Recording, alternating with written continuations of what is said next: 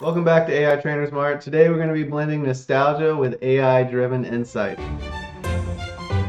You heard correctly. Today we're going to be taking a trip down memory lane and AI is going to be in the driver's seat. We're going to be looking at the history of Pokemon, but not from our own perspective. We're going to be looking at AI's perspective. The base set introduced us to iconic Pokemon like Charizard, Blastoise, and Venusaur.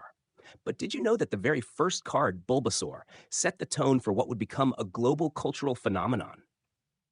This Wait, what? Did you catch that? Bulbasaur was the very first Pokemon card? I don't think so, and this is the problem with AI. You can never fully trust it. Sometimes you gotta do a little bit of fact checking. Alright, next let's hear about why AI thinks the Neo Genesis set was significant. Neo Genesis introduced the concept of baby Pokemon and dark Pokemon, expanding the universe in exciting new ways. It also marked a groundbreaking shift with the introduction of the e-reader, blending physical cards with digital gameplay for the very first time. Those are some great points, so how have those affected the market?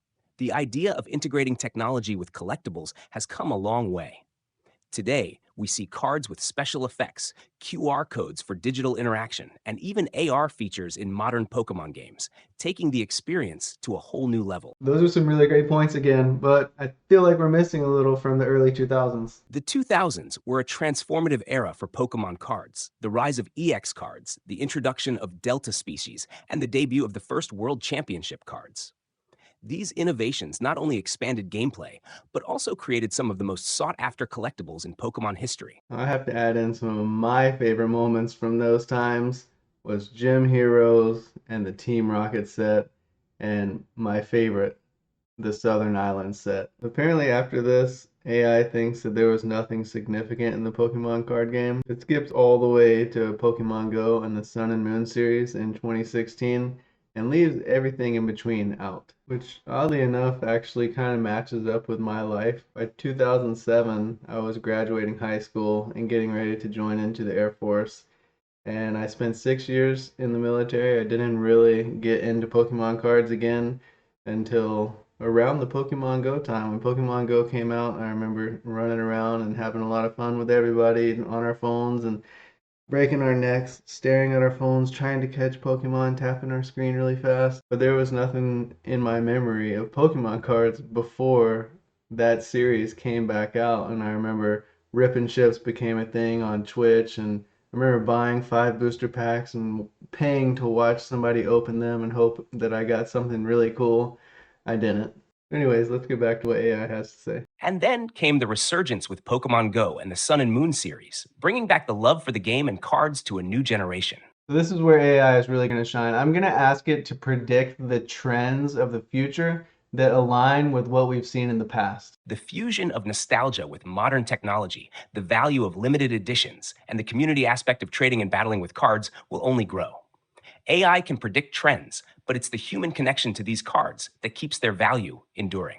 I want to know a little bit more about what it has to say about this prediction, but I'm going to save that for another video. But for now, we're going to wrap up this history. This is the history according to AI. I know it was very brief, but it really did stick to some very specific points that I think are highly relevant, because when you ask AI to generate a response, it takes from all the information that it has historically placed into its database, which in this case is a whole lot, and it takes the main focal points, which I think has a lot of weight and a lot of value for us as humans to be able to hold on to and to use to our advantage when we decide what do we want to invest in the future. So definitely look out for that video. It's got some really good stuff to say. For now, I want to turn it over to you. Write down in the comments what your most rare card or sealed product is, and I'm going to ask AI to generate a prediction on the value of that card. Remember, we are on a journey to go from $1,000 to $1 million. All of these videos in between are pit stops. Please do like and subscribe to follow along the journey, and thank you so much for joining. Peace and God bless.